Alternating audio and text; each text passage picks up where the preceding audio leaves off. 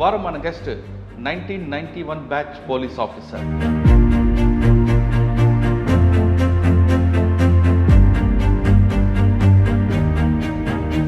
హనుమంతరావు గారు by ఛాన్సా by చాయిసా ఈ డిపార్ట్మెంట్కి వచ్చారు? నేను లెక్చరర్గా పోదాం అని అనుకున్నాను. నేను ఎంఏ ఇంగ్లీష్ లిటరేచర్ చేశాను. లెక్చరర్ అవుదాం అనుకుని మరి ఎందులోకి ఎందుకు వచ్చారు? చాలా మంది ఫ్రెండ్స్ ఏం చెప్పారంటే పోలీస్ జాబ్ చాలా బాగుంటుంది, క్యాపు, బుల్లెట్.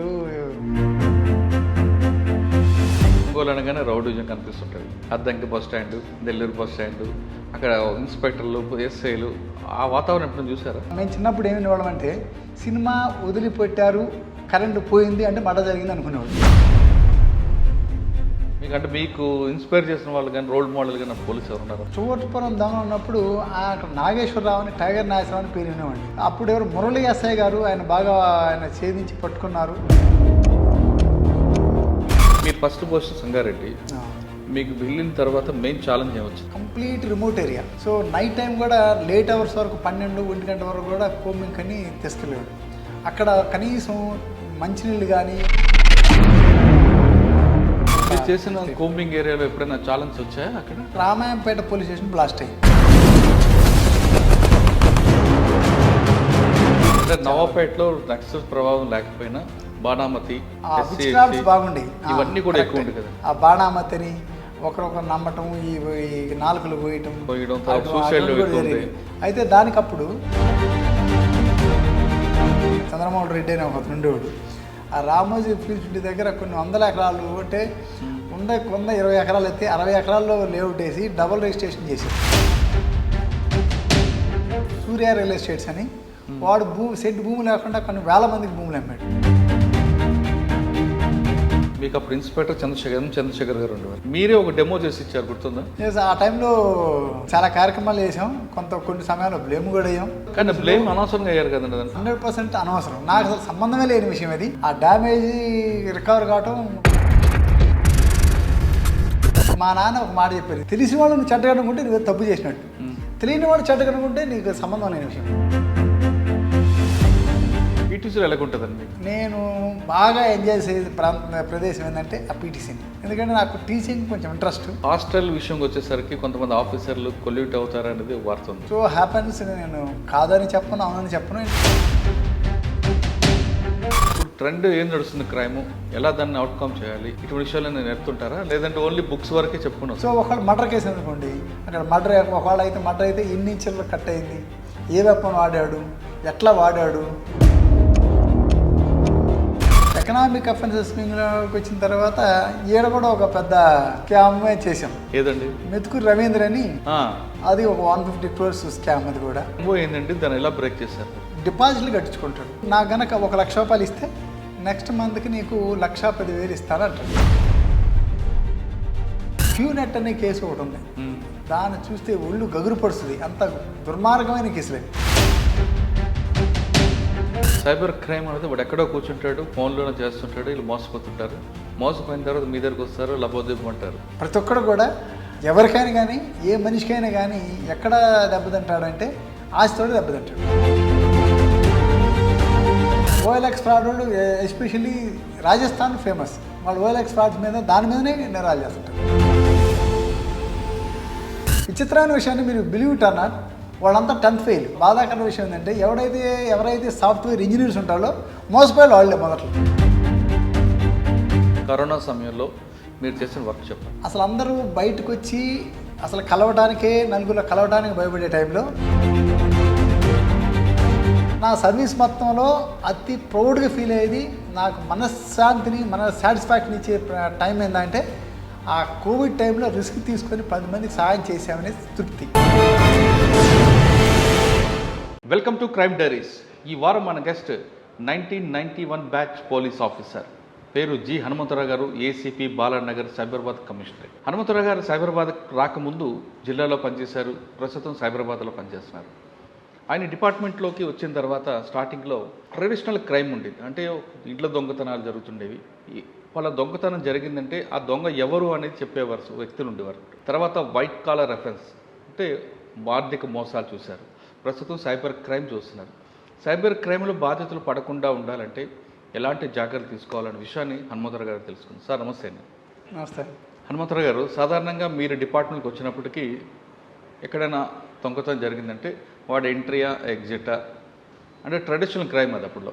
డే హెచ్పియా నైట్ హెచ్పియా అని చూసుకొని పలానా వాళ్ళు చేశారు, ఇది పలానా ఎరుకల దొంగలు ఇంకో దొంగ చేసుకుని ఐడెంటిఫై చేసుకుని పట్టుకుని రోజులు చూసేవారు. తర్వాత ఆర్థిక మోసాలు అదొక పద్ధతి ఉంది. ఇప్పుడు సైబర్ క్రైమ్కి వచ్చింది. ఇది సైబర్ క్రైమ్లో చదువుకున్న వాళ్ళు ఎక్కువ మంది మోసపోతున్నారు. కాబట్టి మోసపోకుండా ఉండాలంటే ఏం చేయాలనే విషయం సమాధానం చెప్పే ముందు హనుమంతరావు గారి కుటుంబ నేపథ్యం, హనుమంతరావు గారు బై ఛాన్సా బై చాయిసా ఈ డిపార్ట్మెంట్కి వచ్చారు? యాక్చువల్గా చెప్పాలంటే నేను లెక్చరర్గా పోదాం అని అనుకున్నాను. నేను ఎంఏ ఇంగ్లీష్ లిటరేచర్ చేశాను. నేను ఐ థాట్ ఆఫ్ గోయింగ్ నేను టీచింగ్ ప్రొఫెషన్కి వెళ్దాం అనుకున్నాను. మీ ఫ్యామిలీ బ్యాక్గ్రౌండ్ సార్? మా ఫ్యామిలీ, మా పేరెంట్స్ ఐ హెయిల్ ఫ్రమ్ నేను ప్రకాశం జిల్లా. ఎక్కడండి ప్రకాశంలో? ఒంగోలు ప్రక్కనే ఒక 25 కిలోమీటర్స్ ఉంటుంది. పల్లామల్లి అనే విలేజ్ మాది. అక్కడ మా పేరెంట్స్ ఉంటారు. మాకంతా వ్యవసాయ నేపథ్య కుటుంబం. నేను, మా బ్రదర్ శ్రీనివాసరావు, ఇద్దరు అన్నదమ్ములు. మేము సిస్టర్స్ కూడా ఎవరు లేరు మాకు. మా పేరెంట్స్ మొదటి నుంచి కూడా వ్యవసాయం బాగా ఉంది మాకు. ఒక 30 acres 40 acres మొదటి నుంచి కూడా కొంచెం ఊళ్ళో కూడా మంచి కుటుంబమేను. సో నేను చిన్నప్పటి నుంచి కూడా 6th క్లాస్ నుంచి కూడా అంతా కూడా బయట చదువుకున్నాను. ఒంగోలు, గుంటూరు, మహారాష్ట్ర, పూణేలో చదివాను నేను. మా తమ్ముడు ఒంగోలులో చదువుకున్నాడు. ఆ తర్వాత ఇద్దరమే కదా అని పొలాలు చూసుకున్నాడు. మా తమ్ముడు విలేజ్లోనే ఉంటున్నాడు. నేను పూణే నుంచి నేను హైదరాబాద్కి వచ్చాను. సో ఏదో కాంపిటేటివ్ ఎగ్జామ్స్ రాద్దామనే ఉద్దేశంతో వచ్చి అట్లాగే ఈ కాంపిటేటివ్ ఎగ్జామ్లో భాగంగా నాకు 2-3 జాబ్స్ వచ్చినాయి అదర్ దాన్ పోలీస్ ఆల్సో. అయితే నేను చాలామంది ఫ్రెండ్స్ ఏం చెప్పారంటే పోలీస్ జాబ్ చాలా బాగుంటుంది, క్యాపు, బుల్లెట్ అంతా చాలా దట్ లుక్ డిఫరెంట్గా ఉంటుంది, చాలా బాగుంటుంది అని సలహా ఇస్తే నేను రాశాను. అది వచ్చింది. నా ఖర్చు అప్పుడు 130 రూపాయలు. నేను ఈ జాబ్ రావడానికి నా ఖర్చు 130 రూపాయల అప్లికేషన్ మాత్రమే. అంతకుమించి ఎటువంటిది కూడా ఎవరికి కూడా ఎటువంటి ఖర్చు కూడా లేదు. సో అట్లా ఈజీగా నేను డిపార్ట్మెంట్ రావడం జరిగింది. సార్, చిన్నప్పుడు మీరు ఒంగోలులో కానీ మీ ఊర్లో కానీ, మీ ఊరు ఒంగోలు అనగానే రౌడీజం కనిపిస్తుంటుంది.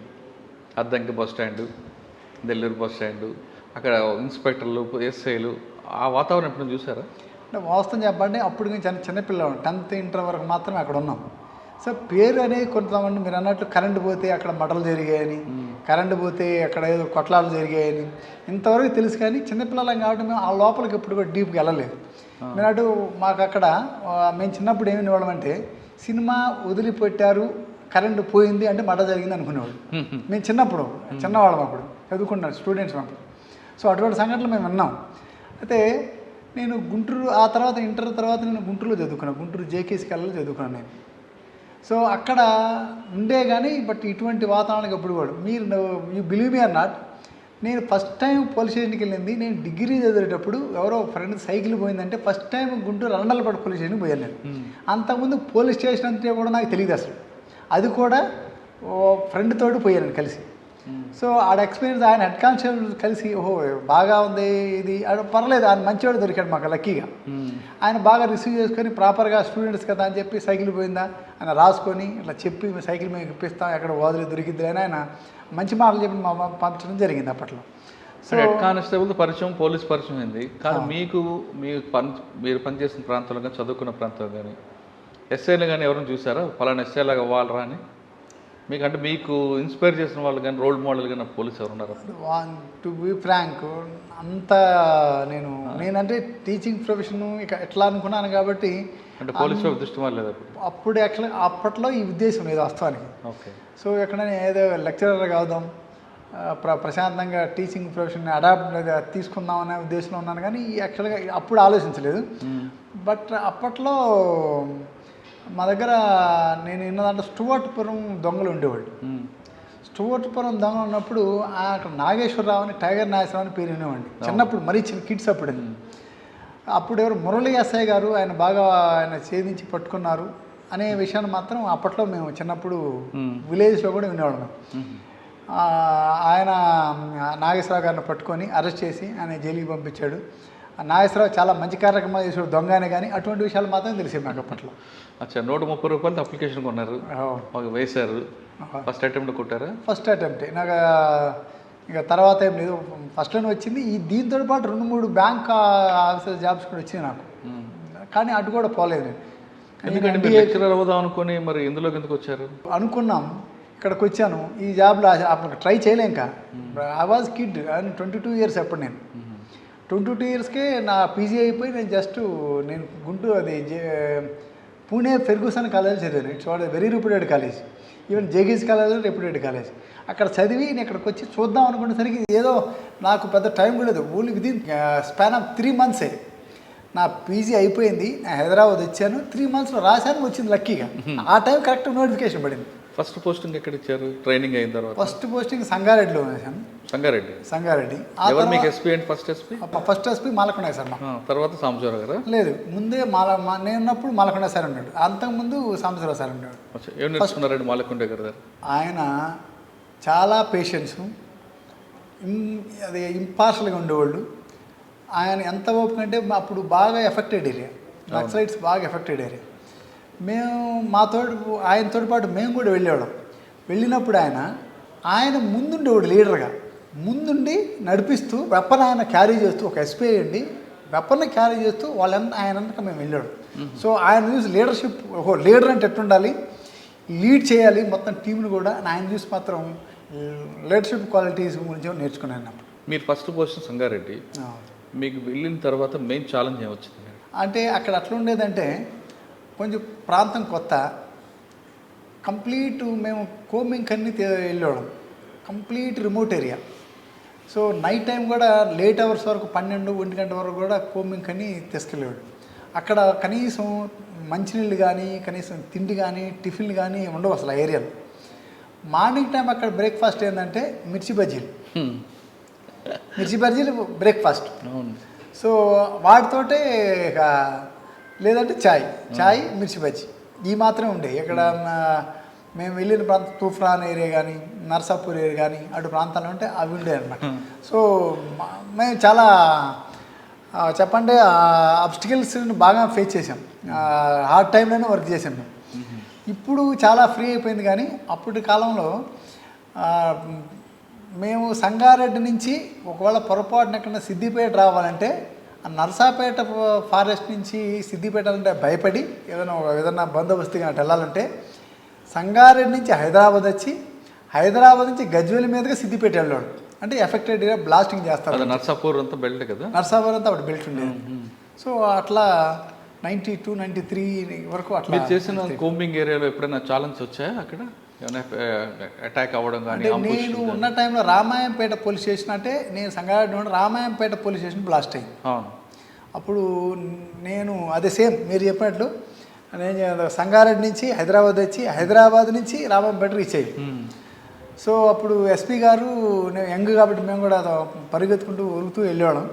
ఆ సార్ కూడా అప్పుడు ఆ టైంలో కరెక్ట్గా రీచ్ అయ్యి అక్కడ వాళ్ళకి ధైర్యం చెప్పి, అక్కడ ఎస్ఐ గారిని కూడా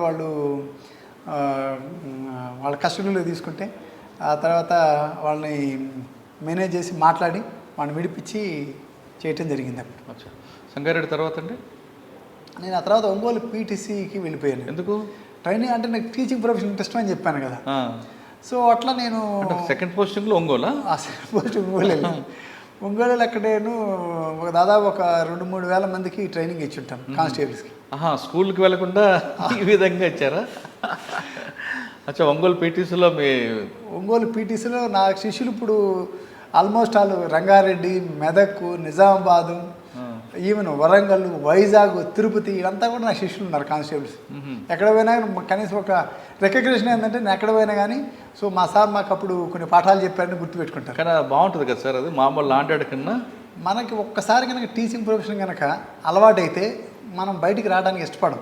మీకు ఫర్ ఇన్ఫర్మేషన్, ఇంకా నేను ఇన్స్పెక్టర్ అయిన తర్వాత అంబర్పేట పీటీసీలో 7 సంవత్సరాలు పనిచేసా, అదే మన టీచింగ్ ప్రొఫెషన్లో.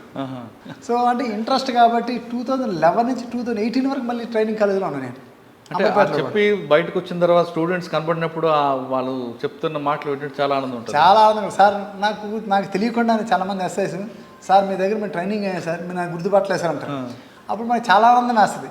మీకు తరినట్టుకంటే కూడా పర్లేదు, మళ్ళీ కనీసం మనం మర్చిపోయినా మనం గుర్తు చేసి మీరు ట్రైనింగ్ ఇచ్చారు సార్ అని వాళ్ళు రికగ్నైజ్ చేస్తానని చెప్పి చాలా హ్యాపీగా ఫీల్ అవుతాం.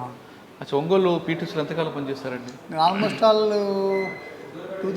1994 4 నుంచి 1998 వరకు చేశాను. అచ్చా, తర్వాత అండి? తర్వాత మళ్ళీ రంగారెడ్డికి వచ్చాను. రంగారెడ్డిలో నేను మళ్ళీ ఇక్కడికి వచ్చిన కొంతకాలం తర్వాత నాకు నవాపేట పోలీస్ స్టేషన్ ఇచ్చారు రంగారెడ్డి జిల్లాలో. రంగారెడ్డి జిల్లాలో అది రూరల్ ఏరియా. అప్పుడు కొంచెం ఈ నక్సలైట్స్ ప్రభావం కూడా తగ్గింది అప్పటికి. అంటే నవాపేటలో నక్సల్ ప్రభావం లేకపోయినా బాణామతి, విచ్ బాగుండేవి, ఇవన్నీ కూడా ఎక్కువ ఉంది కదండి. ఆ బాణామతిని ఒకరొకరు నమ్మటం, ఈ నాలుకలు కోయటం జరిగేది.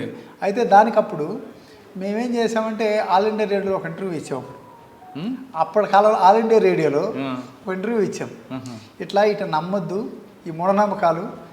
కందుకూరి వీరేశలింగం పంతులు గారు చెప్పారు, దేవుడు ఇచ్చిన ప్రతిరోజు మంచి రోజే మనకి. అది రోజులే మంచి అయినప్పుడు వాళ్ళు చెడ్డ చేస్తారు, వీళ్ళు మంచి చేస్తారని ఎట్ట అనుకుంటాం. అందరం మనుషులమే. అది అపోహలు మాత్రమే, నమ్మకాలు మాత్రమే. ఒకటి నమ్మకాలను నమ్మొద్దు అని. దాంతో పాటు కంప్లీట్గా రూరల్ ఏరియా కాబట్టి విలేజ్లో ప్రతిరోజు అక్కడ తక్కువ పని ఉండేది వాస్తవంగా. అక్కడ నెలకి 10-15 కేసులు మాత్రమే అయ్యాయి. సో ఆ టైంలో మేము ఏం చేసేవాళ్ళం అంటే ఆ ఊర్లో విలేజ్కి వెళ్ళి చెప్పాక మాకు చెప్పడం అంటే ఇంట్రెస్ట్ అని. సో కాబట్టి అక్కడికి వెళ్ళి వాళ్ళందరితో ఇంటరాక్ట్ అయ్యేవాడు రైతులతోటి. రైతులు చెప్తుంటే వాళ్ళు వ్యవసాయం చేసేటప్పుడు ఎట్లా చేసుకోవాలి, వాళ్ళు వచ్చినా కూడా అప్పుడు కూడా వాళ్ళు చిన్న చిన్న ఇష్యూస్ తోటి వస్తే కూడా వాళ్ళు కేసులు కూడా తొందరపడి చేసేవాడు ఆ కాలంలో. వాళ్ళు తర్వాత పోయిన తర్వాత అరే కేసులు చేయలేదు సారు, కేసులు చేస్తే చాలా ఇబ్బంది పడేవాడు అని అప్పట్లో ఆ కాలంలో. అంటే ఈ కాలం అది కుదిరేది కాదు, ఆ కాలంలో నడిచింది అది. ఎవరండి అప్పుడు ఎస్పీ మీకు? అప్పుడు ఎస్పీ రామచంద్ర రాశారండి. అప్పుడు ఆ ఫోన్లు కూడా సరిగ్గా వచ్చాయి కదా అప్పటికి. అప్పుడు కూడా ఫోన్లు సరిగ్గా పనిచేసేవి. అప్పుడు మీకు డిఎస్పీ గురుచరణ్ దాసా? గురుచరణ్ దాస్ అండి. వికారాబాద్ ఉండేవారు. వికారాబాద్ ఉండేవారు. సో అట్లా వాళ్ళ అవేర్నెస్లు బట్ విలేజ్కి వెళ్ళటం, స్కూల్స్కి వెళ్ళటం, ఇంటరాక్ట్ కావటం, టీచర్స్ ఇంటరాక్ట్ కావటం, అట్లా మనకు కొంచెం అవేర్నెస్ క్రియేట్. జానపద కళాకారులు వాళ్ళ ప్రోగ్రామ్ కూడా పెట్టించారు కదా. వాళ్ళ ప్రోగ్రామ్స్ పెట్టించడం, దాంతోపాటు మన జ్యుడిషియరీకి సంబంధించిన అవేర్నెస్ క్యాంపులు కూడా పెట్టేవాడు. సో అట్లాగూ ఒక నవపేట గ్రామంలో పెడితే ముందు ఓన్లీ డిస్ట్రిక్ట్ జడ్జి గారు వస్తున్నారు. చాలామంది గ్యాదర్ చూసి ఏందో పొలిటికల్లోకి వచ్చినట్టు వచ్చారు, ఏందా ఎంతమంది వచ్చారని చెప్పి హైకోర్టు జడ్జి గారు కూడా వచ్చారు. వచ్చి ఆయన కూడా అటెండ్ అయ్యి లీగల్ అవేర్నెస్ క్యాంపులో ఆయన కూడా పార్టిసిపేట్ చేశారు అప్పట్లో.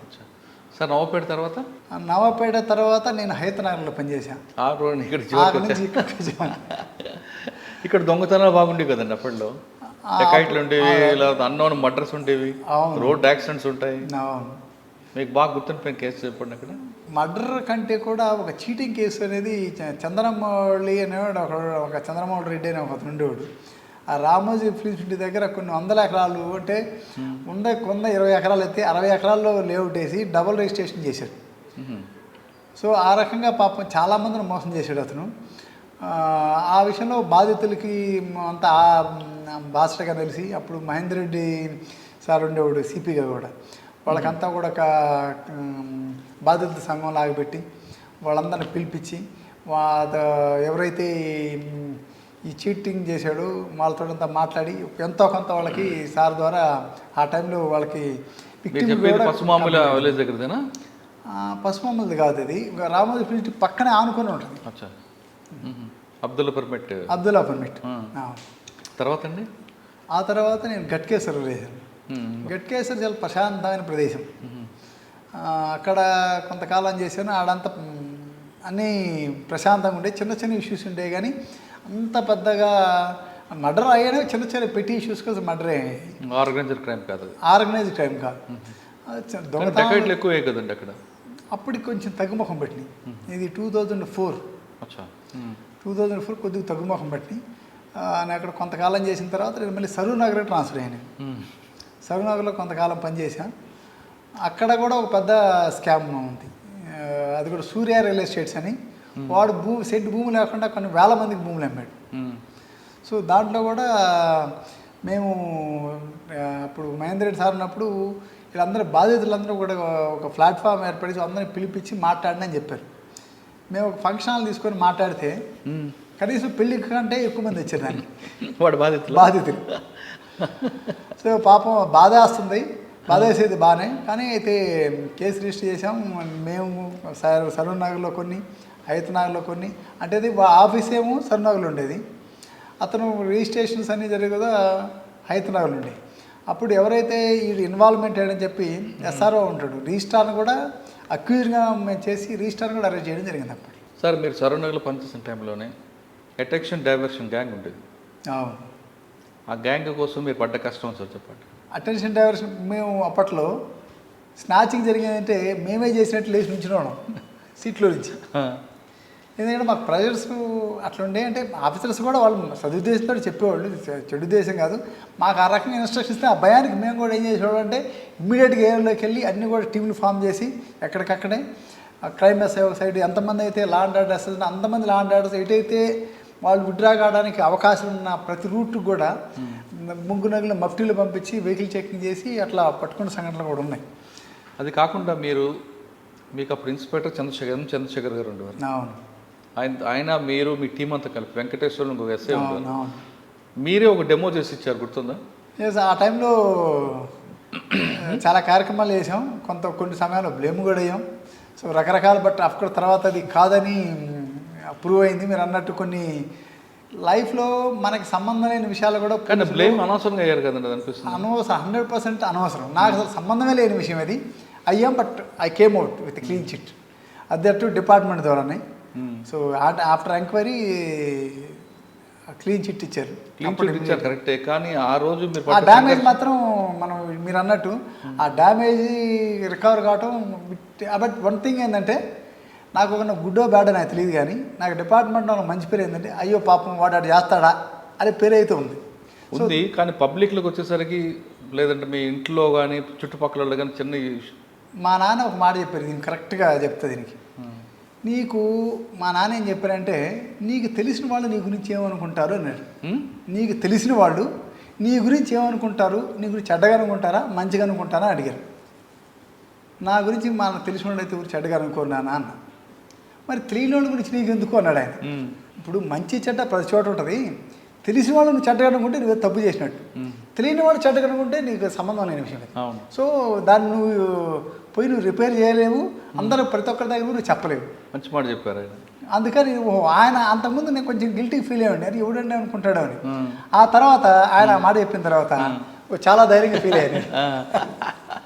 నాన్న చెప్పిన తర్వాత ఇంకా మనకి ఇంక తిరిగే ఉంది అంతే కదా. నాన్న అమ్మ చెప్పిన తర్వాత ఓకే. సరూనగర్ తర్వాత ఎక్కడికి వచ్చారండి? సరూనగర్ తర్వాత నేను కొంతకాలం నిజామాబాద్ ఒక పోస్టింగ్ చేశాను, కోటగిరి పోలీస్ స్టేషన్లో షార్ట్ పీరియడ్.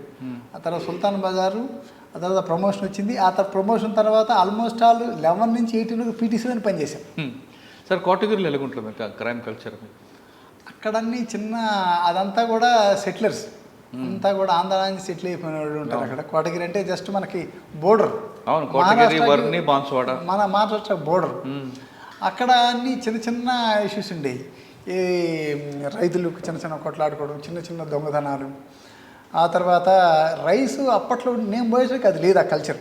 అంతకుముందు ఎట్లుండేదంటే ఇప్పుడు మనకు ఆంధ్ర యునైటెడ్ ఏపీ ఉన్నప్పుడు ఇక్కడ నుంచి ఆ మహారాష్ట్రకి రైస్ని తీసుకుపోయాడు దొంగతనంగా, అక్కడ ఎక్కువ రేటుకి అమ్ముకునేవాడు. కానీ నేను పోయేటే ఇంకా అది కూడా ఏం లేదు యాక్చువల్గా, ప్రశాంతమైన ఏరియా. నేను పోయేసరికి ప్రశాంతమే, పెద్ద ఇష్యూస్ ఏమి ఉండేవి కాదు అక్కడ. కోటగిరి తర్వాత సుల్తాన్ బజార్ షార్ట్, ఈ రెండు కూడా చాలా షార్ట్ పీరియడ్. తర్వాత అండి ఆ తర్వాత ప్రమోషన్, ఆ తర్వాత పీటీసీ ఆల్మోస్ట్ ఆల్ 7 years.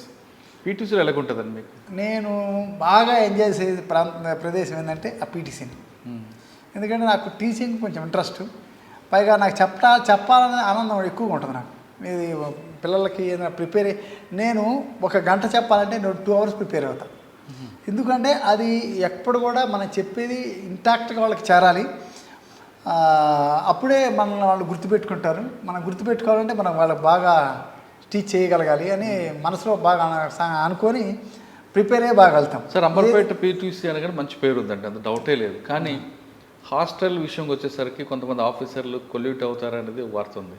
అంటే సో హ్యాపెన్స్, నేను కాదని చెప్పను, అవునని చెప్పను. ఎందుకంటే నేను ఐ నెవర్ మెస్ ఇన్ఛార్జ్ కానీ అటువంటి ఇప్పుడు నేను పనిచేయలేదు యాక్చువల్గా. ఉన్నంతకాలంలో కూడా నేను ఓన్లీ మా టైమింగ్స్ ఉంటాయి. మాకు 9 o'clock స్టార్ట్ అవుతాయి, 5 o'clock క్లాసులు జరుగుతాయి. మాకు ఒకరోజు 3 క్లాసులు ఉంటాయి, ఒకరోజు 4 క్లాసులు ఉంటాయి, ఒకరోజు 2 క్లాసులు ఉంటాయి. ఆ క్లాసులు అటెండ్ ఉంటాం, ఏమైనా ఉంటే నోట్స్ ప్రిపేర్ చేసుకుంటాం. పీపీటీస్ ఉంటాయి, పవర్ పాయింట్ ప్రెజెంట్ అవి తయారు చేసుకుంటాం నెక్స్ట్ డేకి. అంతవరకు చూసుకుని వచ్చేవాళ్ళం, కానీ అదర్ ఉన్న విషయాల్లో పెద్ద ఇన్వాల్వ్ అయ్యేవాళ్ళం కాదు. సార్ పీటీసీలో మీరు క్లాస్ చెప్తున్నప్పుడు ఇండోర్ అవుట్డోర్ సంబంధించినప్పుడు ఇప్పుడు ట్రెండ్ ఏం నడుస్తుంది క్రైమ్, ఎలా దాన్ని అవుట్కమ్ చేయాలి, ఒక మాబ్ గ్యాదర్ అయితే ఎలా దాన్ని మనం రెస్క్యూ చేయాలి, ఇటువంటి విషయాలు నేను నేర్పుతుంటారా, లేదంటే ఓన్లీ బుక్స్ వరకే చెప్పుకుని వస్తారు? లేదు, బుక్స్ తోటి పాటు ప్రాక్టికల్గా అప్పుడే డే టు డే లైఫ్లో ఏమేమి జరుగుతుంది, క్రైమ్ ఎటువంటి క్రైమ్ జరుగుతుంది. మీరు అన్నట్టు ఎంతమంది అన్నారు ట్రెడిషనల్ క్రైమ్ అడ్డ జరిగేది, రాను రాను ఎట్టట్లది మార్పు చెందుతూ వస్తుంది. ముందు ట్రెడిషనల్ క్రైమ్ జరిగేది, ఆ తర్వాత ఎకనామిక్ క్రైమ్ స్టార్ట్ అయ్యి, ఆ తర్వాత సైబర్ క్రైమ్ స్టార్ట్ అయ్యి, ఇక ముందు ఆర్టిఫిషియల్ ఇంటెలిజెన్స్ ఇంకేం జరుగుతాయో. సో డేస్ని బట్టి నేరాలు కూడా మారిపోతుంటాయి. ఒకప్పుడు ట్రెడిషనల్ క్రైమ్ అంటే అతను ఎక్కడి నుంచో వచ్చి బలవంతంగా ఒక ఇంట్లోకి కన్నం వేసు, లేదంటే లాక్ బ్రేక్ చేసు బలవంతంగా వెళ్ళి అక్కడ తీసుకుంటాడు, వాడు భయం దొరుకుతాను ఉంటాను మళ్ళీ ఎట్లుండేవి అని. అయితే ఇప్పుడు అటువంటివి లేకుండా ఆ తర్వాత ఎకనామిక్ అఫెన్స్ స్టార్ట్ అయింది. ఎట్లాగూ ఏదో ఒకటి అమ్మటం, దొంగ ఫేక్ డాక్యుమెంట్స్ క్రియేట్ చేయటం, దాన్ని ఈజీగా మనీ సమ్ చేయటం. ఆ తర్వాత ఇప్పుడు వచ్చి అసలు ఎక్కడ కదలకుండా ఉన్న దగ్గర కూర్చొని మోసం చేయటం.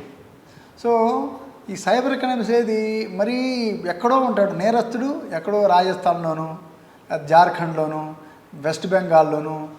సో ఎక్కడో ఉంటాడు, నేరం మాత్రం ఇక్కడ జరుగుతుంది. సో ఆ రకాలు కూడా కొన్ని కోట్ల రూపాయలు నష్టపోయిన వాళ్ళు ఉన్నారు రకంగా సైబర్ క్రైమ్స్ ద్వారా. వాటి మీద అవగాహన కల్పించేవారు మీ దగ్గరకు వచ్చే వాళ్ళకి?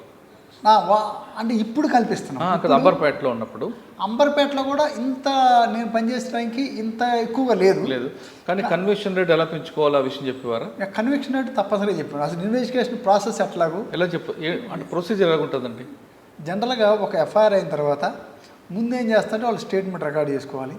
ఆ స్టేట్మెంట్ రికార్డు ఎక్కడైతే నేరం జరిగిందో అక్కడికి పోయి అసలు ఏం జరిగింది, సీన్ ఆఫ్ అఫెన్స్, ఇప్పుడు సీడీఎఫ్ అంటున్నాం.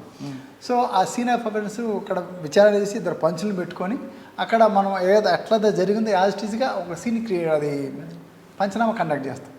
పంచనామా కండక్ట్ చేస్తే అక్కడ ఎవరైనా కానీ విసినిటీలో కనుక ఎవరైనా కానీ విట్నెస్లు ఉంటే, సర్కమాస్టల్ విట్నెస్ కానీ ఐ విట్నెస్లు కానీ ఎవరైనా ఉంటే అక్కడ కూడా కలెక్ట్ చేసుకుంటాం. అది కాక ఏమైనా టెక్నికల్ ఎవిడెన్స్ అక్కడైనా చిన్న నేరం అనుకోండి, 324 అనుకోండి, కొట్లాట్లే ఉంది అనుకోండి, మరి కట్ ఉందా లేదా ఏ నేరమైనా కానీ ఇన్వెస్టిగేషన్ ఒక రకంగానే ఉంటుంది, కలెక్షన్ ఆఫ్ ఎవిడెన్స్ ఒక రకంగానే ఉంటుంది.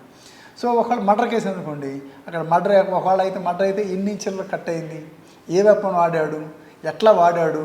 సో మనం క్లియర్గా వీడియో తీసుకుంటూ ఏదైతే ఈ గాయం ఉందో ఆ గాయం విడ్త్ అంతా, సో ఇటన్ని ప్రతిదీ కూడా నిశ్చితంగా పరిశీలన చేసి అక్కడ సీన్ ఆఫ్ అఫెన్స్ చేసుకొని అది కలెక్ట్ చేసుకున్న తర్వాత ఇంకా ఫర్దర్ ఎవిడెన్స్ ఏముందనుకో కొన్ని మనం నిర్ణయం చేయలేము. ఒకవేళ మర్డర్ అనుకోండి, పోస్ట్ మార్టం చేయించాలి.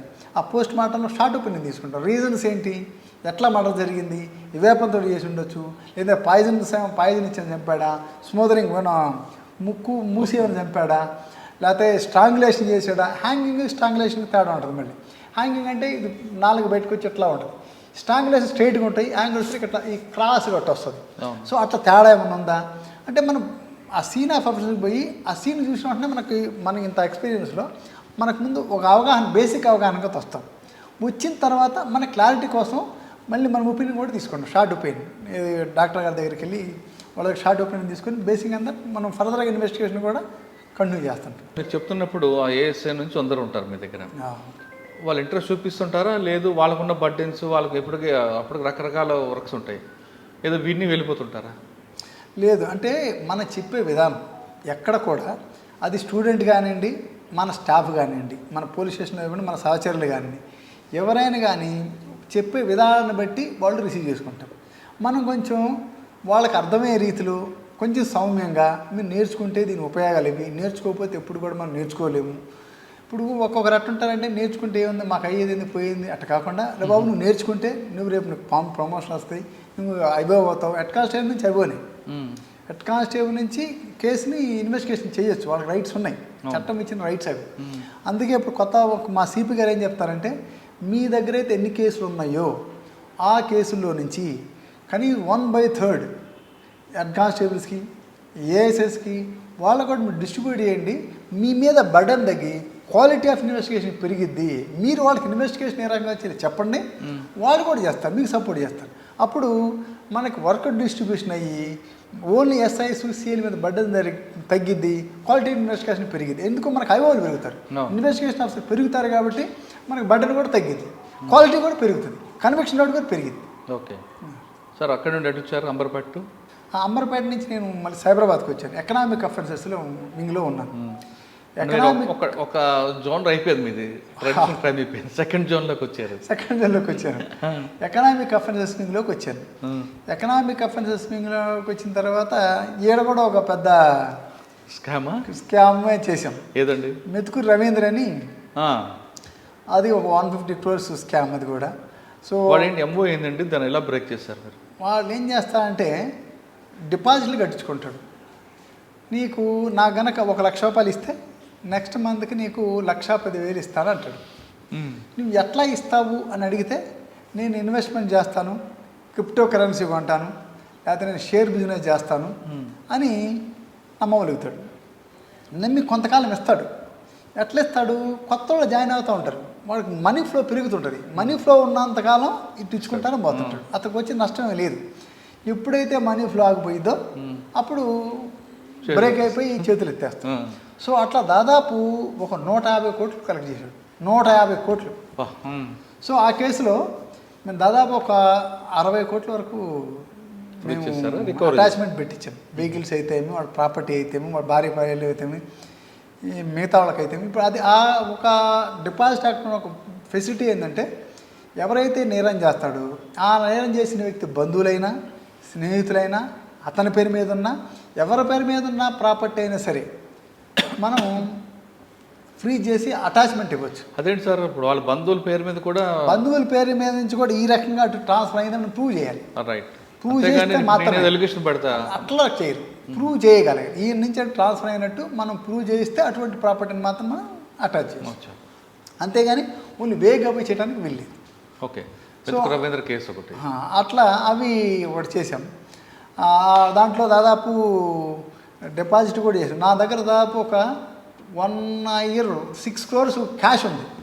నేను రోజు భయపడేవాడు, 6 crores క్యాష్ ఎక్కడి నుంచి ఏమైనా అయితే పొరపాటు ఏదో అయితే ఆ అమౌంట్ని కరెక్ట్గా ప్రాపర్గా మాకు బెల్లా ఫామ్లు పెట్టి బాక్సులు పెట్టి సీల్ వేసి చాలా జాగ్రత్తగా పెట్టాం. ఆ తర్వాత మళ్ళీ దాన్ని బ్యాంకులో డిపాజిట్ చేసి దాన్ని ఎవరికైతే డిస్ట్రిబ్యూట్ చేయాలో అంతా కూడా ప్రొసీజర్ని అడాప్ట్ చేసి దాని అంతా కూడా చేయడం జరిగింది. ఓకే సార్, సాధారణంగా వైట్ కాలర్ అఫెన్స్లో ఇన్వెస్టిగేషన్ పెద్ద ప్రొలాంగ్ ఉంటుంది, ఆ పేపర్ వర్క్ ఎక్కువ ఉంటుంది. చాలామంది ఆఫీసులు ఏమంటారంటే అది ఎందుకు రాని నిత్య నొప్పి అనుకుంటారు. మీరేమైనా అనుకున్నారు ఎప్పుడైనా? ఎందుకు అనుకోలేదంటే బాధితులు వచ్చిన తర్వాత మనం వాళ్ళకి కొద్దిగా న్యాయం జరుగుతుందని ఎప్పుడైతే మనకి సాటిస్ఫాక్షన్ కలిగిద్దో అప్పుడు అన్నీ పోతాయి. మనకి ఒక పని చేసినాక సంతృప్తి కలిగితే ఆ మిగతా కూడా అంత అనిపించవు. కొన్ని వర్క్ ఎక్కువ కదండి, వర్క్ ఎక్కువే, డెఫినెట్గా వర్క్ ఎక్కువ ఉంటుంది. అప్పుడు మా దగ్గర సజ్జన సార్ సిపి సార్ ఉండేవాడు. ఆయన మాకు బాగా ఫెసిలిటేట్ చేసేవాడు. ఎట్లాగూ ఏమన్నా కావాలన్నా కానీ ఇమ్మీడియట్గా అటెండ్ కావటం కానీ, సజ్జనార్ సార్ ఏమైనా అవసరమైతే మీరు తీసుకోండి, ఈ పనిని చేయండి, మన వర్క్ ఈజీ కావడానికి ఏ మెథడ్స్ ఉన్నాయో అడాప్ట్ చేసేవాడు సార్. ఇంకా బయటికి ఎక్కడ బాగున్నా కూడా ఫెసిలిటీ చేసేవాడు సార్. సో ఆ రకంగా బాగా కేసులు చేసాం. ఆ తర్వాత వీటితో పాటు మనీ లాండరింగ్ కేసులు కూడా ఉండేవి. ఎంఎల్ఎం. సో ఆయన దానికి కదా క్యూనెట్ అనే కేసు ఒకటి ఉంది. దాన్ని చూస్తే ఒళ్ళు గగురు పడుతుంది, అంత దుర్మార్గమైన కేసులు అవి. అట్లా చాలా ఉన్నాయి. ఉదాహరణ ఇది మెయిన్ అటన్నిటిలో కల్లా క్యూనెట్ అనేది హారిబుల్. అట్టంటే వాడు 1 లక్ష 2 లక్షలు 5 లక్షలు కట్టమంటాడు. 5 లక్షలు కట్టమన్న తర్వాత మీకు మళ్ళీ జాబ్ ఇస్తాము, మీకు మళ్ళీ మంచి ఫెసిలిటీ ఇస్తాము అని వాడు ఏదో కొన్ని ట్రావెల్ చెక్స్, వేరే కంట్రీకి రిటర్న్ ట్రిప్స్ అన్నట్లు, ఆ తర్వాత ఏదో పేండియం అని కొన్ని ఉపయోగమైన వస్తువులు ఇస్తారు. 5 లక్షలు తీసుకుంటాడు. తీసుకున్న తర్వాత కొంతకాలానికి మరి ఏది నాకు ఏది జాబ్ ఇస్తాను అంటే లేదు నువ్వు ఇంకొకరిని చేర్చు అని వీడికి అట్లా మొదలు పెడుతుంటాడు. సో అట్లా వాడు మోసం చేస్తాడు కానీ చివరికి ఏమేయడు. వాడు ఏం చేస్తాడు, ఇన్ని డబ్బులు కట్టేవాడు ఆ డబ్బులు రికవర్ కోసం ఇది మళ్ళీ స్టార్ట్ చేస్తాడు. ఇట్లా ఒకరికొకరు మోసపోతూనే ఉంటారు అక్కడ. దీంట్లో కొన్ని లక్షల ఫ్రాడ్ అదైతే మాత్రం. సో చాలా వరకు అటువంటి మేము రైడ్ చేయటం, మేము ఎక్కడైతే ఎటువంటి క్యూనెట్లు పెట్టి వాళ్ళు క్లాసులు కూడా తీసుకున్నాడు అటువంటి ఐడెంటిఫై చేయటం, వాళ్ళ దగ్గర పోవటం, వాడిని ఛేదించడం, వాళ్ళ మీద కేసులు చేయటం. సో నేను రాఘవేంద్ర రెడ్డి గారు అట్లా డిఎస్పీ గారు ఉన్నప్పుడు ఆయన, నేను ప్రవీణ్ కుమార్ సార్ అప్పుడు మాకు అడిషనల్ డీసీపీ ఉంటాడు, sir Sajjana sir CP sir. వీటన్నిటిని కూడా చాలా వరకు కంట్రోల్ చేసాం. But I cannot see that prevented, but controlled a lot, చాలా వరకు కంట్రోల్ చేయగలిగాం. మీరు చెప్తున్న క్యూనెట్ అనేది ఇంటర్నేషనల్ లెవెల్లో నడుస్తుండేదండి. అది అక్కడ మలేషియా ఉండేది. అవును, దానికి ఉన్న కస్టమర్స్ కానీ వాళ్ళందరూ కూడా హైలీ ఎడ్యుకేటెడ్ ఉంటారు. అవును, వాళ్ళు మీరు టచ్ చేస్తే వాళ్ళ ఆర్గ్యుమెంట్ ఎక్కువ ఉంటుంది. అవును, లీగల్గా మాట్లాడుతూ ఉంటారు. మరి అటాకింగ్ ఎప్పుడు ఫేస్ చేశారా? మిగతా ఎక్యూజర్తో మాట్లాడడం వేరు, వాళ్ళతో మాట్లాడడం వేరు. నేను ఈఓడబ్ల్యూ ఇన్ఛార్జ్ యాక్చువల్ అప్పుడు. నేను ఆల్మోస్ట్ హైకోర్టు ఎక్కడ రోజు ఉండదు, ఆల్మోస్ట్ డే బై డేను వారానికి 2 రోజులు మినిమం హైకోర్టుకి వెళ్ళేవాడు. ఎందుకంటే మా మీద రిట్ పిటిషన్లు పడి. మీరు అన్నారు కదా, ఈ చదువుకున్న వాళ్ళు కానీ ఆలోచన చేసేవాళ్ళు కదా వీళ్ళందరూ కూడా. నేను బెనిఫిట్ అవుదాము, ఇది ఎంతకాలం నడిచిద్ది అని ఆలోచన వరకు లేదు. నేను నష్టపోయాను కాబట్టి నేను రికవరీ చేసుకోవాలి, అంతవరకు ఆలోచించేవాడు. సో ఆ రకంగా వాళ్ళు ప్రతి ఒక్కరు వేస్తుండేవాళ్ళు, మేము ఫేస్ చేస్తుండేవాళ్ళం. అంటే మిగతా వాళ్ళకి వీళ్ళకి చాలా డిఫరెన్స్ ఉంటుంది. వీళ్ళు ఆర్గ్యుమెంట్ ఎక్కువ చేస్తుంటారు. హెడ్ఏక్ ఇప్పుడు అంత రాలేదు మీకు? ఉంటుంది, మీరు అన్నట్లు ఆర్గ్యుమెంట్ చేస్తారు. అయితే మనం ఎప్పుడైతే వాళ్ళకి కంప్లీట్గా, అంటే మనకు కొద్దిగా పేషెన్స్ కావాలి. దీని గురించి వాళ్ళకి ఎక్స్ప్లెయిన్ చేసి చెప్పిన తర్వాత అప్పుడు రియలైజ్ అవుతారు. రియలైజ్ అయిన తర్వాత కొంచెం ఆలోచనలో పడతారు, పూర్తిగా పడరు, కొంచెం ఆలోచనలో పడతారు. ఈఓడబ్ల్యూ నుంచి ఇక్కడికి వచ్చారండి? ఈఓడబ్ల్యూలో ఉన్నప్పుడే నా ప్రమోషన్ వచ్చింది డిఎస్పీ 21లో. కొంతకాలం ఈఓడబ్ల్యూలో ఉన్నాను. ఆ తర్వాత నేను మాదాపూర్ అదే మీరు కుక్కట్పల్లి ట్రాఫిక్ ఏసీబీ వచ్చాను.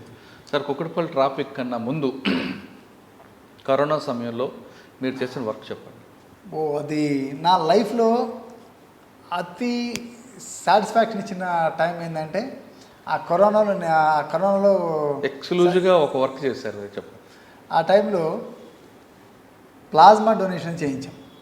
అసలు అందరూ బయటకు వచ్చి అసలు నలుగురు కలవడానికి భయపడే టైంలో 150-200 మంది వాలంటీర్స్ని పెట్టుకొని ప్లాస్మా డొనేషన్స్, ప్లేట్లెట్స్ డొనేషన్స్, తర్వాత బ్లడ్ డొనేషన్స్, ఇదిగాక ఫుడ్ డిస్ట్రిబ్యూషను, తర్వాత గ్రోసరీస్ డిస్ట్రిబ్యూషను, దాంతోపాటు ఆక్సిజన్ సిలిండర్స్ అని. అంటే కొంతమంది తగ్గిన తర్వాత వాళ్ళకి ఆక్సిజన్ అవసరం పడుతుంది. వాళ్ళకి సపరేట్గా సిపి గారు అప్పుడు సజ్జనాసర్ ఏం చేశారంటే వాళ్ళకి సపరేట్ ఒక హాస్పిటల్ లాగా, మినీ హాస్పిటల్ లాగా తీసుకొని రెంట్కి తీసుకొని మాట్లాడి ఆ ఆక్సిజన్ సిలిండర్స్ పెట్టి ఎవరికైతే కరోనా తగ్గిన వాళ్ళకి సపోర్ట్ ఇచ్చారు. సో అట్లా ఆల్మోస్ట్ కరోనా టైంలో మార్నింగ్ 8:30-9కి వెళ్తే నైట్ 9కి కంటిన్యూగా అక్కడే ఉన్నాను.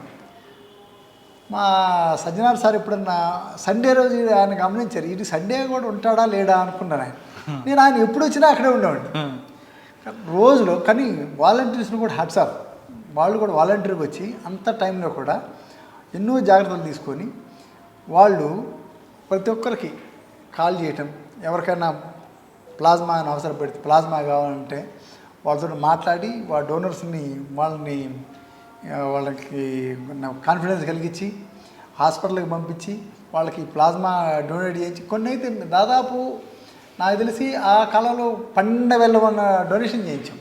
12,000 ఇది ఓన్లీ ప్లాస్మా. సో ఆ తర్వాత ఇవి ప్లేట్లెట్స్, ఆ తర్వాత బ్లడ్. సో ఆ తర్వాత దానికంటే ముందు ఫుడ్ డిస్ట్రిబ్యూషన్ చేసాం, దాని తర్వాత గ్రోసరీస్ డిస్ట్రిబ్యూషన్ చేసాం, ఆ తర్వాత మైగ్రెంట్ ల్యాబ్ని ట్రైన్స్లో వాళ్ళ ప్రాంతాలకు పంపించాం. సో ఆల్మోస్ట్ నేను సజ్జనార్ సార్తో పాటు కన్సర్న్ ఇన్స్పెక్టర్తో పాటు మేము కూడా అన్నింటిలో పాల్గొన్నాం. అతి ముఖ్యమైన విషయం ఏంటంటే ఈ plasma. So I was the incharge. సో ఎప్పుడు అయినా కానీ నాకు ఈ సర్వీస్ మొత్తంలో అతి సాటిస్ఫాక్షన్, మీరు నాకు చాలా బాగా గుర్తు చేశారు వాస్తవానికి. నా సర్వీస్ మొత్తంలో అతి ప్రౌడ్గా ఫీల్ అయ్యేది, నాకు మనశ్శాంతిని సాటిస్ఫాక్షన్ ఇచ్చే టైం ఏంటంటే ఆ కోవిడ్ టైంలో రిస్క్ తీసుకొని 10 మందికి సహాయం చేసామనే తృప్తి. That was ultimate satisfaction my whole service. Retire అయిపోయిన తర్వాత కూడా పిల్లలు కూడా మాకు మనవాళ్ళకు ఇంకా లేరు, ఉంటే వాళ్ళు కూడా చెప్పుకోవడం నాకు ఇది ఒక మంచి సబ్జెక్ట్ అయింది యాక్చువల్గా. రైట్ సార్, అక్కడ ట్రాఫిక్ కుక్కట్పల్లి ట్రాఫిక్ అనగానే అందరికీ చాలా బాధ ఉంటుంది. ఎందుకంటే మీరు ఆ ప్రాంతం మీద అవగాహన తెచ్చుకోవడానికి కొంత టైం కావాలి. ఈలోగా అవగాహన తెచ్చుకున్న సమయానికి మీరు ట్రాన్స్ఫర్ అయిపోతారు. ఆ పోస్టర్ ఎలా ఉంది, ఆ బర్త్డే అలాగ ఉంటుంది. మీకు ఎంత వర్క్ చేయాలో, ఎంత పేషెన్స్ ఉన్నా మీకు బీపీఓ షుగర్ రావాలంటే కుకట్పల్లి ట్రాఫిక్ అంటుంటారు. వాస్తవం అంటారా? అంత కరెక్ట్ కాదు అని నేను అనను. అయితే నాకున్న కొంచెం అడ్వాంటేజ్ అంటే నేను యూడబ్ల్యూలో పనిచేసాను, ఇంతకుముందు సైబరాబాద్లో కూడా పనిచేసాను. అప్పుడు ఉమ్మడి సైబరాబాద్ ఉన్నప్పుడు కూడా మేము సరూర్ నగర్లో, హైత్ నగర్లో, గట్కేసులో ఉండి మేము హైటెక్ సిటీ బందోబస్తుకి వచ్చాము. సో అప్పటి నుంచి కూడా నాకు ఈ ప్రాంతం మీద అవగాహన ఉంది. కూకట్పల్లి కానీ, మాదాపూర్ కానీ, నార్సింగి కానీ. ఒకప్పుడు కుకట్పల్లి వేరు, ఇప్పుడు కుకట్పల్లి వేరు. నిజమే. తర్వాత రీసెంట్ టైమ్స్లో అక్కడే ఉన్నాగా. మా office Gachibowli, EOW office. So ఏ కేసులు అన్నా కానీ ఇదే ప్రాంతం నుంచి మూవ్ అయ్యాము. సో అట్లా నాకు అక్వైంటెన్స్ బాగుంది, ఈ ప్రాంతం గురించి అవగాహన బాగుంది. సో అందువలన కొంత ఈజీ అయిపోయింది నాకు.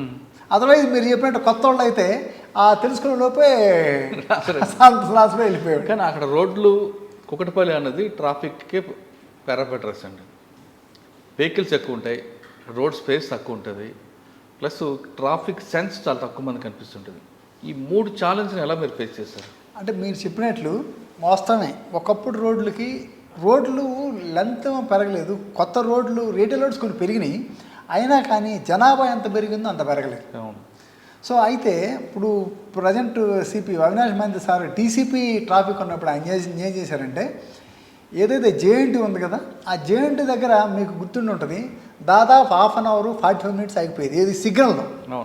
అయితే ఆయన ఉన్నప్పుడు ఏం చేశారంటే, గ్రేట్ థింగ్ ఏం చేశారంటే, అక్కడ ఒక టెంపుల్ ఉంటే ఆయన టైంలో ఆయన వెనక జరిపించి ఆయన్ని జంక్షన్ కాకుండా దాన్ని ఓన్లీ పెడెస్ట్రియన్స్ మాత్రమే క్రాసింగ్ పెట్టించి మిగతాది క్లోజ్ చేసి యూటర్న్ ఓపెన్ చేశారు. దానివల్ల ఏమైందంటే అక్కడ అరగంట 45 మినిట్స్ పెట్టేది జస్ట్ ఓన్లీ ఫ్యూ సెకండ్స్కి అయిపోయింది. Only 30 seconds only pedestrian cross చేయడానికి మాత్రమే ఇచ్చేది, అదర్వైజ్ మూవ్ అవుతానే ఉంది. సో అది ట్రమండస్ చేంజ్. అది నిజంగా యాక్చువల్గా నేను లేని సార్ ఉన్నప్పుడు, నేను ట్రాఫిక్ ఉన్నప్పుడు దీని గురించి అందరూ కూడా చెప్పుకుంటున్నాను కాబట్టి ఇని నేను చెబుతున్నాను వాస్తవానికి. సో అది ఆ చేంజ్ అనేది చాలా అక్కడ ట్రాఫిక్ మొత్తాన్ని కూడా రెగ్యులర్ అయిపోయింది. అక్కడంతా చాలా రెగ్యులర్ అయిపోయింది. యూటర్న్ అనేది ఒకటి, ఫ్రీ లెఫ్ట్ అంటే 2 పెట్టడంతో మీరు చెప్తున్నట్లుగా క్లియర్ అయింది చాలా. కానీ మీరు రైతు బజార్ దగ్గర తీసుకుంటే జైంట్ ట్రాఫిక్ పోలీస్ స్టేషన్ నుంచి మీరు హైటెక్ సిటీ వెళ్ళాలంటే ఆ రోడ్డు మాత్రం బాగు చేయడం ఎవరి తరం కాదు. ప్లస్ ఈ సర్వీస్ రోడ్ తీసుకున్నా ప్రతిదీ కూడా ట్రాఫిక్ అంతా, పార్కింగ్ అంతా రోడ్డు మీద కనిపిస్తుంటుంది. మీరు చెప్పినట్టు రైతు బజార్ దగ్గర ఏదైతే ఉందో, రైతు బజారు ఏదైతే లోపల ఇప్పుడు ఆల్రెడీ కొత్తగా కట్టకముందు మీరు అన్నట్టు ఉండేది, అప్పుడు కొంచెం ఇబ్బందులు ఉండేవి. కట్టిన తర్వాత ఏం చేసామంటే ముందుకు వచ్చేవాళ్ళం కొంచెం రిస్ట్రిక్ట్ చేసాం, వెనక జరిపాం. ఆ యూటర్న్ కూడా కరెక్ట్గా దాని ఎదురు కాకుండా యువతలు తీసుకున్నాం. సో దానివల్ల ఏమైందంటే వాళ్ళని కొంచెం వెనక జరిపినందువలన వాళ్ళ పార్కింగ్ కూడా ఒక సైడ్ ఇచ్చాం. దానివల్ల కొంత అంటే కంప్లీట్గా ఈజీగా లేదు, బట్ కొంచెం బెటర్ అయింది. కానీ సర్వీస్ రోడ్లు మాత్రం పార్కింగ్ రోడ్డు మీద ఉంటున్నాయి కదండి. ఏ సెల్లార్లో ఉండాల్సిన వెహికల్స్ అన్నీ కూడా రోడ్డు మీదకి వస్తున్నాయి. అప్పుడు దానికి మేము కొంచెం ఎన్ఫోర్స్మెంట్ చేసాము, బట్ కొంత బెటర్ కానీ బట్ కంప్లీట్గా అయిందని నేను చెప్పను. ఎందుకంటే ఇంత పాపులేషన్లో పోలీసు అనేది మన పబ్లిక్లో చేంజ్ రావాలి, పబ్లిక్లో చేంజ్ వచ్చినా అక్కడ పార్క్ చేయడానికి ప్లేసు కేటాయించాలి. సో అవి 2 లేనప్పుడు కొన్ని జరుగుతుంటాయి. బట్ మనం ఏం చేసామంటే ఉన్న దాంట్లోనే కొన్ని మీరు అన్నట్లు ఈ సర్వీస్ రోడ్డు, చిన్న గల్లీ రోడ్లు అయితే ఉంటాయో వాళ్ళు మొత్తం ఆక్యుపై చేసిన, అట్లా కాకుండా ఆటోలు ఉంటే ఆటోలు ఆక్యుపై చేయకుండా మేము ఒక సింగిల్ లైన్ పెట్టించాము. సింగిల్ లైన్ పెట్టించి మొత్తం రోడ్డు మొత్తం ఆక్యుపై కాకుండా థరోఫేర్ పెట్టాం, ఒక కారు వెళ్ళటానికి, వెహికల్స్ వెళ్ళటానికి. సో దానివల్ల 1 by 1 వెళ్ళటం వల్ల అంతకుముందు ఏం చేసేవాడు, ఒక ఆటో పక్కన ఆటో పెట్టేవాడు. ఇప్పుడు ఏం చేస్తారు, ఆటో వెనక ఒకటి పెట్టడం జరిగింది. సో దానివల్ల కొంత ఈజీ అయిపోయింది. ట్రాఫిక్ సెన్స్ ఉంది అనుకుంటారు పబ్లిక్లో అండి? నేను ఉందని అంటే అందరికీ లేదని చెప్పను, అట్లని అందరికీ ఉందని చెప్పను. ఎందుకంటే కొంతమంది పద్ధతిగానే ఉంటారు, ప్రతి దాంట్లో కూడా సొసైటీ కాబట్టి ఇది. కొంతమంది ఇట్లా ట్రాఫిక్ సెన్స్ ఉంటే ఆ న్యూసెన్స్ ఉంటుంది కదండి. ట్రాఫిక్ అంటే అదే కొంతమంది అట్లా ఉంటారు, కొంతమంది ఇట్లా ఉంటారు. సో ఓకే, సరే ట్రాఫిక్లో 3 ఈస్ ఉంటాయండి. 3 ఈలో మీకు ఏ ఇష్టం? ఎన్ఫోర్స్మెంటా, ఎడ్యుకేషనా, ఇంజనీరింగ్? Enforcement, engineering. ఇంజనీరింగ్ అంటే మీది కాదు, మాది కాదు. ఈ రెండిట్లో ఎన్ఫోర్స్మెంట్, ఎడ్యుకేషన్ ఇంపార్టెంట్. నేను I like education only. Educate చేసిన తర్వాత నేను ఎన్ఫోర్స్ చేయాలనుకుంటాను. ఎందుకంటే ఇప్పుడు మన కంట్రీ కండిషన్స్ ప్రకారం అసలు యాక్చువల్గా ఆర్టీఓ ఉంటుంది. ఆర్టీఓకి అసలు మధ్యవర్తి ఏంది అసలు? So I should not comment అని, ఎందుకంటే ఇది నా పరిధి కాదు, నేను మాట్లాడకూడదు కూడా. కానీ ఇప్పుడు ఎవరైతే లైసెన్స్ ఇచ్చే వ్యక్తి అతన్ని పర్సనల్గా ఇంటర్వ్యూ చేసి అన్నింటిలో గెట్ త్రో అయిన తర్వాత అతను కనుక లైసెన్స్ ఇస్తే అప్పుడు అతనికి మీరు అన్నట్టు వాడికి నాకు ఈ విషయాలను నేను పాటించాలి, నీ ఈ రకంగా డ్రైవింగ్ చేయాలి, లెఫ్ట్కి వెళ్తాను లెఫ్ట్ ఇండికేటర్, రైట్కి అయితే రైట్ ఇండికేటర్. ట్రాఫిక్ రూల్స్ తెలియదు కదా సార్ వాళ్ళకి తెలియనందువల్ల మీరు అన్నట్లు ఈ లైసెన్స్ ఎవరికైతే వాళ్ళకి ఇచ్చినందువలన, రైట్ పర్సన్స్కి ఇచ్చినందువలన ఇవన్నీ కూడా కారణాలు. లైసెన్స్ అథారిటీ కనుక పర్ఫెక్ట్గా ఉండి ఇది కనుక రైట్ పర్సన్స్కి వాళ్ళు టెస్ట్ కండక్ట్ చేసి ఆ టెస్ట్లో పాస్ అయిన కనుక ఇస్తే ఇంత ఇష్యూస్ ఉండవు. అసలు డ్రైవింగ్ లైసెన్స్ ఇచ్చే వాళ్ళకే లైసెన్స్ ఉండదండి. వాడు డ్రైవింగ్ లైసెన్స్ నేర్పుతున్నాడు. ఎప్పుడైతే చూసారు కార్లో వీడి కాళ్ళు అక్కడ బ్రేక్ దగ్గర ఉంటాయి, అమ్మాయి చేతిలోనూ అబ్బాయి చేతిలో స్టీరింగ్ ఉంటుంది. ఒక ప్యాకేజ్ మాట్లాడుకుంటాడు, ఆ ప్యాకేజ్లో లైసెన్స్ అన్నీ వాడే ప్రొవైడ్ చేస్తా అంటాడు. అదే బాధాకరమైన విషయం. మన దగ్గర ఆ సిస్టమ్ కనుక మారి కరెక్ట్గా లైసెన్సింగ్ పద్ధతి కనుక మారితే, ఇప్పుడు యూఎస్ లాంటి ప్రదేశాల్లో వాళ్ళు పక్కా ప్రిపేర్ అయ్యి వెళ్తారు. ఎగ్జామ్గా మనం కనుక ఒక ఎగ్జామ్కి ప్రిపేర్ అయ్యి వెళ్తామో అదే రకంగా వాళ్ళు ఒక ఎగ్జామ్ ప్రిపేర్ అయినట్టు డ్రైవింగ్ టెస్ట్ కూడా ప్రిపేర్ అయ్యి వెళ్తారు. ఎగ్జాంపుల్ అంటే మా అమ్మాయి మా అబ్బాయి అక్కడే ఉన్నారు, వాళ్ళ లైసెన్స్ తీసుకున్న వాళ్ళు చెప్తున్నారు మన దగ్గర వాళ్ళకి ఇక్కడ లైసెన్స్ తీసుకున్నారు, అక్కడ లైసెన్స్ తీసుకున్నారు. కానీ ఇక్కడ కన్నా అక్కడ ఎక్కువ భయం ఉంటుంది వాళ్ళకి. అక్కడ భయం. ఒక లేడీకి లైఫ్ టైంలో లైసెన్స్ రాలే ఆమెకి. ఏంటంటే అక్కడ రూల్స్ అక్కడ స్ట్రిక్ట్గా ఉంటాయి కాబట్టి మన దగ్గర అసలు ఎవరైనా లైసెన్స్ రాని వాళ్ళు ఉన్నారంటే ఎవరు ఉండరు మన దగ్గర, కనపడడం కూడా కనపడను కూడా. సో ఈ లైసెన్సింగ్ ఇచ్చే సిస్టమ్ కొద్దిగా మార్చుకొని రైట్ వేలో కనుక కరెక్ట్గా టెస్టింగ్ కంప్లీట్ అయ్యి పాస్ అయిన వాళ్ళు కనుక ఇచ్చినట్టే కొంత ఇటువంటి తగ్గే అవకాశాలు కూడా ఉంటాయి. ఓకే. ట్రాఫిక్ తర్వాత అంటే ట్రాఫిక్ తర్వాత నేను సైబర్ సెక్యూరిటీలో వెళ్ళాను. వికారాబాద్లో పనిచేసి కొంత షార్ట్ పీరియడ్. ఆ తర్వాత బాలనగర్కి వచ్చాను. బాలనగర్ అనగానే గతంలో ఇండస్ట్రియల్ ఏరియా, గతంలో రియల్ ఎస్టేట్ ఉండేది, తర్వాత ఇండస్ట్రియల్ ఏరియాకి వచ్చింది. ఇప్పుడు ఎలాంటి క్రైమ్ ఉంటుందండి బాలనగర్లో? బాలనగర్, జీడిమెట్ల, సనత్ నగర్, జగదీర్గుట్ట, ఈ 4 పోలీస్ స్టేషన్ తీసుకుంటే ఒక్కొక్క డిఫరెంట్ కల్చర్ కనిపిస్తుంటుంది క్రైమ్లో. జగదీర్గుట్ట ఒకప్పుడు రౌడీ షీటర్స్ అన్నీ ఉంటాయి, ఇప్పుడు కూడా ఉంది అక్కడ రోడామేశ్వర్ నగర్ అంతా న్యూసెన్స్ ఉంటుంది. ఇక్కడ మనకి జగదీర్గుట్ట, సనత్ నగర్ కొద్ది కమ్యూనల్ సెన్సిటివ్ ఏరియా, అంటే బోత్ మిక్స్డ్ పాపులేషన్ ఉంటుంది. సో సనత్ నగర్ ప్లస్ జగదీర్గుట్ట 2 ప్రదేశాలు ఉంటాయి. కానీ మన దగ్గర ఎప్పుడు కూడా అంత కమ్యూనల్ లేవే, మిక్స్డ్ పాపులేషన్ ఉందంటే జరగాల. మన దగ్గర ఎప్పుడు చిన్న ఇష్యూ జరిగింది, అది కూడా 2001లో ఆ ప్రాంతంలో. ఆ తర్వాత ఇప్పుడు ఇన్సిడెంట్స్ కూడా ఇన్సిడెంట్ ఫ్రీ వాస్తవం చెప్పండి, అటువంటి సంఘటనలు మన దగ్గర జరగల. కానీ చిన్న చిన్న దొంగతనాలు మన దగ్గర అవుతుంటాయి. మర్డర్ కూడా మన దగ్గర మైగ్రేటెడ్ పాపులేషన్ కూడా ఉంటారు, అంటే యూపీ, బీహార్, జార్ఖండ్ అట్ల నుంచి వచ్చిన కూడా ఉంటారు. సో జీడిమెట్ల ఇండస్ట్రీలో పనిచేసేవాళ్ళు, వాళ్ళు చిన్న చిన్న విషయాలకి వాళ్ళకు అగ్రెసివ్గా ఉంటారు. చిన్న పెట్టి ఇష్యూస్ కూడా మర్డర్స్ అవుతుంటాయి. సో అట్లా కొన్ని, అంటే మీకు జగదీర్గుట్ట, జీడిమెట్ల 2 కొంచెం జగదీర్గుట్ట అంటే ఆల్మోస్ట్ ఆల్ ఎక్కువ ఈ బాలనగర్ ఏరియా అంతా కూడా స్లమ్ ఎక్కువగా ఉన్నటువంటి ప్రదేశం. ఇప్పుడు జగదీర్గుట్ట తీసుకున్నా, జీడిమెట్ల తీసుకున్నా, ఏమైనా బాలనగర్ తీసుకున్నా, ఏమైనా సనత్ నగర్ తీసుకున్నా, అన్నీ కూడా ఎక్కువ శాతం స్లమ్ ఏరియాస్ ఎక్కువ ఉన్నాయి. మీకు హైలీ సోఫిస్టికేటెడ్ ఏరియా కంటే కూడా, పాష్ ఏరియా కంటే కూడా ఈ స్లమ్ ఏరియాలు ఎక్కువ శాతం ఉన్నాయి మన దగ్గర. ఇక్కడ ఫర్ ఎగ్జాంపుల్ రోడామేశ్వరి నగర్, జగదీర్గుట్ట రోడామేశ్వరి నగర్ అయినా కానీ, అంటే ఎక్కువ అవి ఉన్నాయి. ఇక్కడ పేర్లు చెప్పుకుంటూ పోతే అన్నీ శ్రీనివాస నగర్ కానీ, ఇమ్రాన్ హోటల్ కానీ, ఆ తర్వాత మగ్దూమ్ నగర్ కానీ, చంద్రగిరి, అన్నీ ఆల్మోస్ట్ ఇక కొన్ని ఉన్నాయి. మంచి లొకాలిటీ కూడా ఉన్నాయి, తులసి వనం అని హై రైజ్ ఉన్నాయి, అవి కూడా ఉన్నాయి. ఈవెన్ మనకి జీడిమెట్ల కూడా అంతే. అట్లా మైగ్రేట్ పాపులేషన్ ఉంటుంది, ఫ్యాక్టరీలు పనిచేస్తుంటారు. చిన్న చిన్న ఇష్యూస్ కూడా అది మర్డర్ ఇందుకైందా అని కూడా ఆశ్చర్యపోతాం. ఫర్ ఎగ్జాంపుల్ 4 కలిసి ఉంటారు, ఒక మర్డర్ అయింది జీడిమెట్ల. ఎగ్జాంపుల్ చెప్తున్నాను మీకు.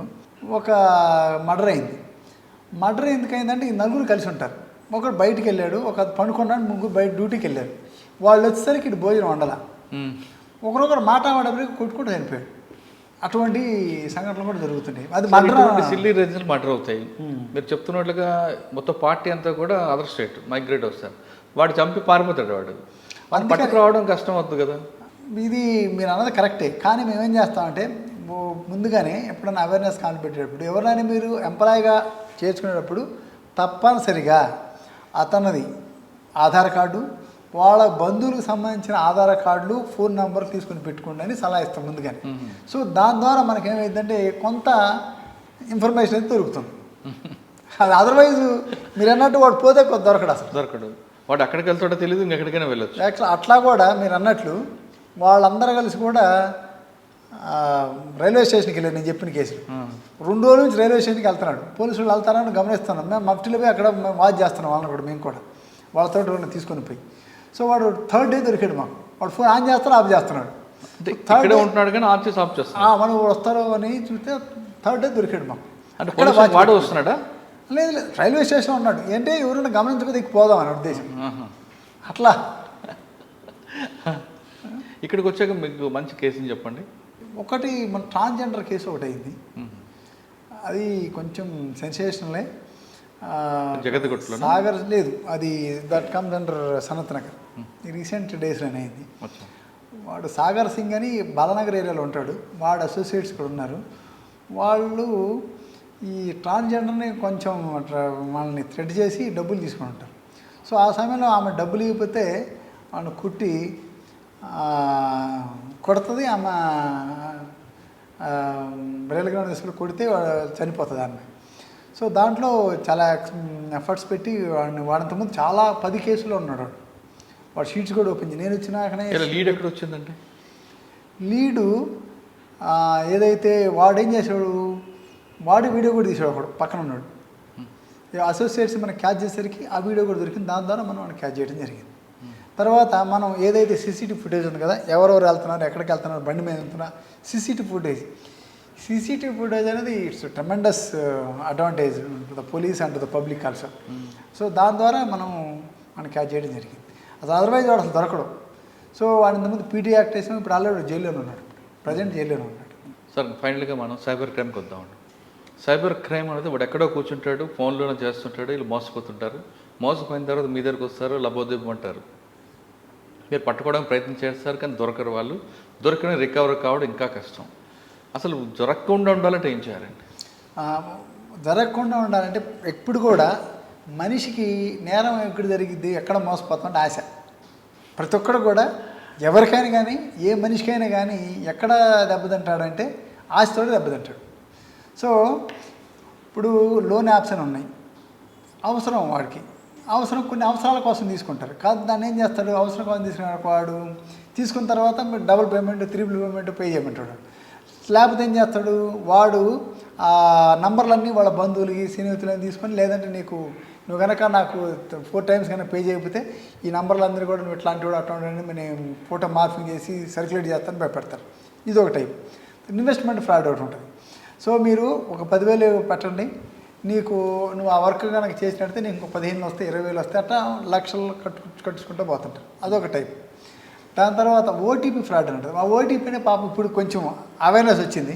ఓటీపీ కూడా షేర్ చేయటం లేదు, అదొకటి. తర్వాత అన్నోన్ లింక్స్ వస్తాయి వాట్సాప్కి. అన్నోన్ లింక్స్ ఎప్పుడు కూడా పొరపాటును కూడా మనం క్లిక్ చేయకూడదు. అన్నోన్ లింక్ కనుక క్లిక్ చేసామంటే మన డేటా మొత్తం కూడా ట్రాన్స్ఫర్ అవుతుంది. తర్వాత ఎప్పుడు రకరకాలు వచ్చినాయి. వాట్సాప్ కాల్ చేస్తుంటే కూడా మనం ఏదైతే స్క్రీన్ కొన్ని యాప్స్ వచ్చినాయి, మనం ఏదైతే ఆపరేషన్ చేస్తామో ప్రతిదీ కూడా ఎదుటోడు చూడగలుగుతున్నారు. మన ఫోన్ని ఎదుటోళ్ళు యాజ్ ఇట్ ఈస్గానే మనం ఆపరేషన్ చేస్తుంటే వాళ్ళు కూడా అతను ఆపరేషన్ చేసి చూడగలుగుతున్నారు. సో ఆ యాప్స్ చేసేటప్పుడు ఎప్పుడు కూడా వాళ్ళతో మనం కంటిన్యూగా కమ్యూనికేట్ చేయటం కానీ ప్రలోభాలకు పడటం కానీ చేయకూడదు. తర్వాత ఫెడెక్స్ ఫ్రాడ్ ఇంకోటి ఉంటుంది. అంటే మీకు ఒక కొరియర్ వచ్చింది, మేము ఓటీపీ చెప్పండి, లేకపోతే ఇంకా ఇట్లా ఉంది దాని స్కాన్ చేయండి అని చెప్పి అట్లా కూడా మోసాలు జరుగుతున్నాయి. సో సార్ ఇంకొకటి ఏపీకే ఫైల్ వస్తున్నాయి, క్లిక్ చేయమంటారా? ఏవి కూడా అన్నోన్ ఏ ఉన్నా కూడా మీరు క్లిక్ చేయొద్దు. అన్నోన్ అంటే మీరు సంథింగ్ అసలు మీకు చిన్న లాజిక్. ఇప్పుడు ఏం చెప్తుంటారు, గూగుల్ మ్యాప్స్ ఉంటాయి, మీరు రివ్యూ చేయండి, ప్రతి రివ్యూకి లేకపోతే సినిమాకి రివ్యూ చేయండి, మీకు ప్రతి రివ్యూకి 50 రూపాయలు యాడ్ చేస్తూ ఉంటారు. సో అట్లా వాళ్ళు రివ్యూ చేస్తారు. మరి ముందు తర్వాత రివ్యూ వాళ్ళు వేయాలి కదా, వాళ్ళు వేయరు. ఒకవేళ వేసినా ఏం చెప్తుంటారు, స్క్రీన్ మీద మీకు వేసినట్టు చూపిస్తారు కానీ అకౌంట్లో ఉండవు. మీరు స్క్రీన్లో చూసుకుని నాకు వచ్చింది కదా ఫీల్ అవుతారు. దాని తర్వాత ఏం చేస్తారు, మీరు ఆ టార్గెట్ రీచ్ చేయాలంటే మీరు కొంత అమౌంట్ అందులో పే చేయండి అంటారు. అట్లా వాళ్ళు పే చేయించుకొని మోసం చేస్తుంటారు. సో అట్లా రివ్యూస్ అని అట్లా మోసం చేస్తుంటారు, ప్రొడక్ట్స్ అని ఇట్లా మోసం చేస్తుంటారు, ఇన్వెస్ట్మెంట్ ఫ్రాడ్ని అట్లా మోసం చేస్తుంటారు. సో దాంతో పాటు ఒక్కొక్కరు ఎవరైతే అన్నోన్ లింక్లో షేర్ చేసినప్పుడు మీ ఫోటో అక్కడ మార్ఫింగ్ చేసి అట్లా కూడా సెక్స్టార్స్ అని, అంటే మీ ఫొటోస్ని న్యూడ్ పెడతాము లేకపోతే సెమీ న్యూడ్ పెడతామని చెప్పి అట్లా కూడా బ్లాక్మెయిల్ చేసి కూడా చేసేవాళ్ళు ఉంటారు. సో యాక్చువల్గా ఇటువంటి ఓఎల్ఎక్స్ ఫ్రాడ్ అని, ఓఎల్ఎక్స్ ఫ్రాడ్ వాళ్ళు ఎస్పెషల్లీ రాజస్థాన్ ఫేమస్, వాళ్ళు ఓఎల్ఎక్స్ ఫ్రాడ్స్ మీద దాని మీదనే నేరాలు చేస్తుంటారు. ఇన్వెస్ట్మెంట్ ఫ్రాడ్ ఉందనుకోండి, జార్ఖండ్ ఉంటుంది జామ్తారా అని, అది వెరీ ఫేమస్. ఆ తర్వాత ఇన్వెస్ట్మెంట్ ఫ్రాడ్లోనే ఢిల్లీలో, నోయిడా, వెస్ట్ బెంగాల్ ఈ ప్రాంతాలన్నీ కూడా వాళ్ళకి ప్రొఫెషనల్స్ ఇక్కడ. దాంట్లో విచిత్రమైన విషయాన్ని మీరు బిలీవ్ ఇట్ ఆర్ నాట్, వాళ్ళంతా 10th ఫెయిల్ అనేవాడు ఈ హైలీ ఎడ్యుకేటెడ్. విచిత్రమైన ఇంకా బాధాకరమైన విషయం ఏంటంటే ఎవరైతే సాఫ్ట్వేర్ ఇంజనీర్స్ ఉంటారో మోసపోయారు వాళ్ళే మొదట్లో. ఒక 10th ఫెయిల్ అయిన వాళ్ళు 8th 9th చదువుకున్న వాళ్ళు పొలాల్లో పోయి కూర్చొని మాట్లాడాలంటే వీళ్ళు మోసపోతుంటారు. ఎగ్జాంపుల్ ఒకటి మాకు తెలిసిన అతను, ఆమె ఒక సాఫ్ట్వేర్ ఇంజనీర్, 24 lakhs నీకు లోన్ శాంక్షన్ అయింది, నీ ఓటీపీ చెప్పంటే చెప్పేసింది, 24 lakhs ట్రాన్స్ఫర్ అయింది. సో దీనికి ఒకటి సరే నేరాలు జరుగుతాయి, నేరాలు జరిగిన తర్వాత మనం ఏం చేస్తే మన అమౌంట్ పోకుంటుందని తెలుసుకోవడం చాలా ఇంపార్టెంట్. సో దాంట్లో 1930 1930 ఆ నంబర్ కనుక ఇమ్మీడియట్గా కనుక మనం కనుక కాల్ చేసినట్లయితే వాళ్ళు ఏం చేస్తారంటే ఒక అకౌంట్ నుంచి 10 అకౌంట్లు ట్రాన్స్ఫర్ అయినా కూడా ఆ అకౌంట్లు విత్డ్రా కాకపోతే పుట్ ఆన్ హోల్డ్ చేస్తారు. అంటే విత్డ్రా కాకుండా ఉంటే మాత్రం ఆ అమౌంట్ అక్కడ ఫ్రీజ్ చేస్తారు ఇమ్మీడియట్గా, ఇన్ఫర్మేషన్ పోయిన వెంటనే 1930 చేసినట్లయితే. సో అట్లా పుట్ ఆన్ హోల్డ్ అయిన అమౌంట్ ఎక్కడికి పోదు.